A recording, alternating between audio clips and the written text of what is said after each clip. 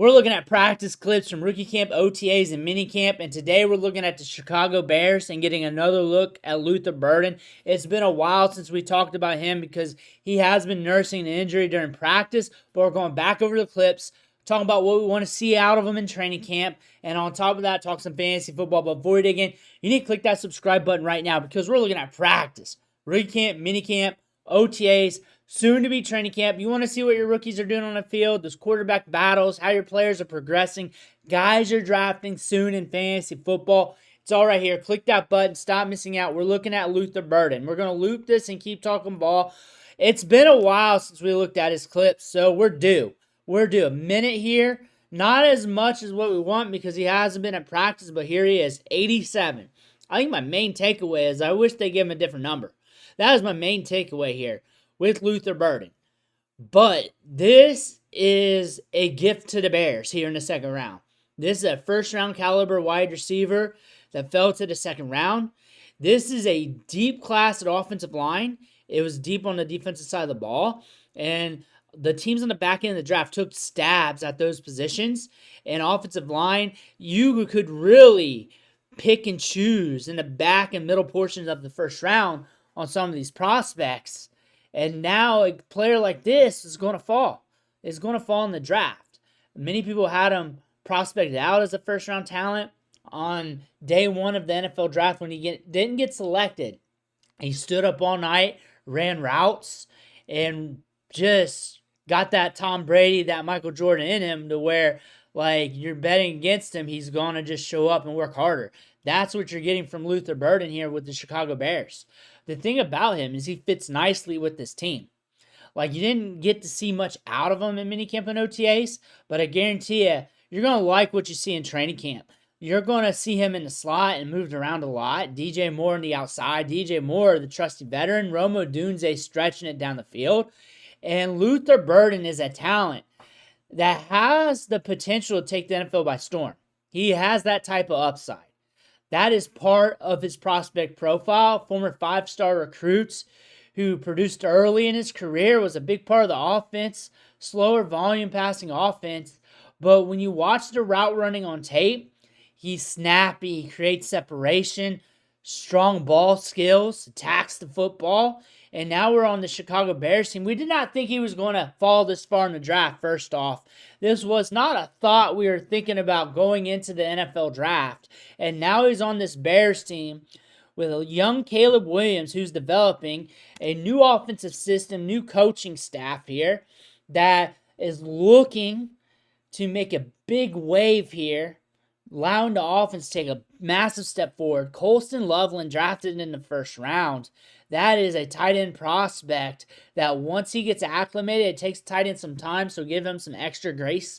But that could be a nice receiving threat down the seam.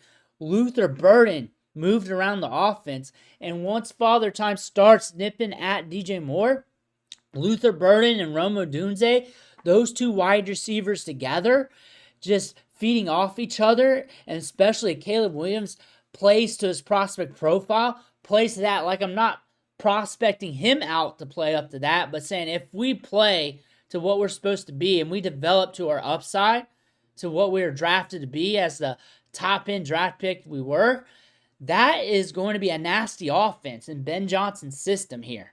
With everything put together, you got a first rounder in the second round. A first rounder. So what am I expecting out of him in training camp? I want to see him healthy. I want to see him out there. I want to hear some good coach speak. I want to hear other players talk him up. DJ Moore, maybe Rome Odunze, maybe some of the other veterans on the team. Maybe in joint practices, some of the players from the other team starts talking him up. I want to see some good clips. But not just clips like this against air. I want to see him in 1v1s. I want to see it in joint practices where he's scorching some dudes. That's what I'm looking for. But I'm not expecting him to just hit things right out of gates. I am going to give him a grace period like I do with every rookie. Like, I'm going to allow him to get the Bambi legs straightened up. I'm going to allow him to develop and allow him to learn the system, allow him to get some opportunity. We missed some practices. It is what it is. We missed some practices. Give him some time. Now we're looking at this for fantasy football redraft.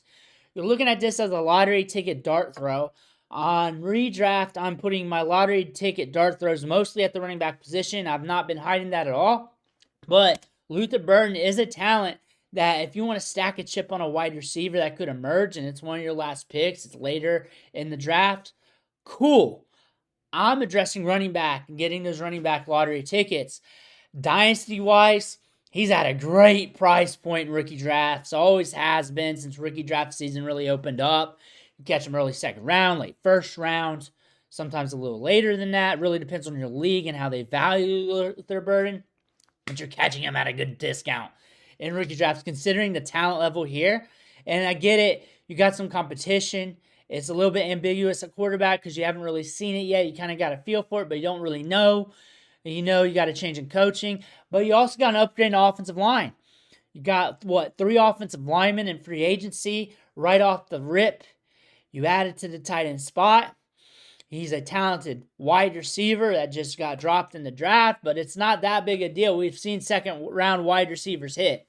We've seen him hit in big ways. We've seen wide receivers fall to the second round that hit. His draft capital is high enough that where if he does hit, it's not going to be a surprise.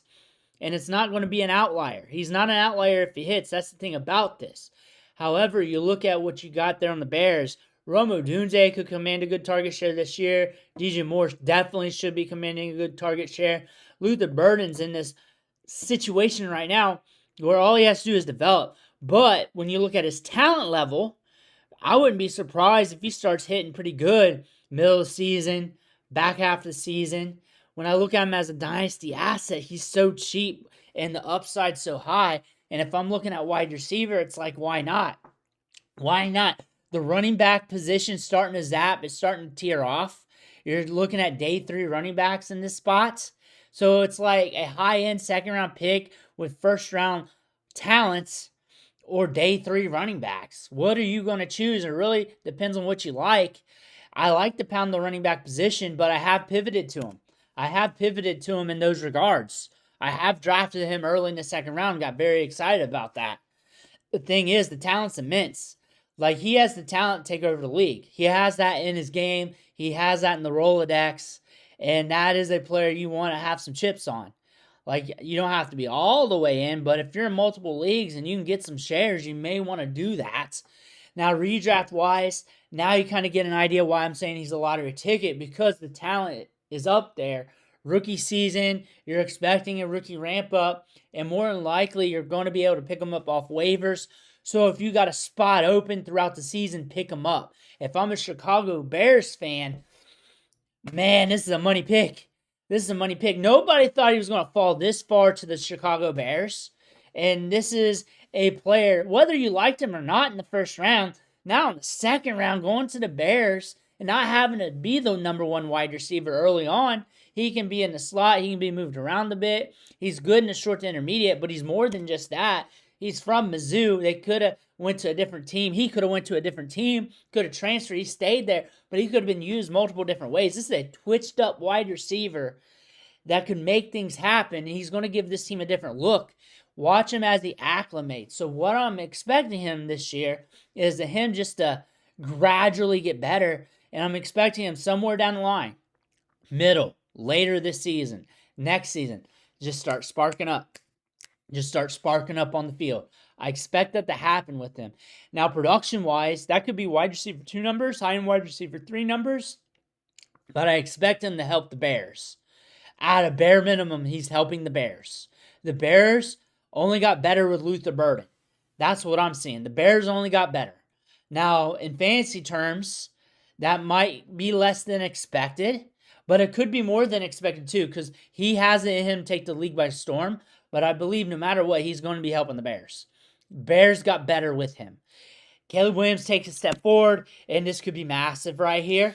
That's one thing that's in the cards. There's a lot of variables here, a lot of change. That's one thing I'm looking at here.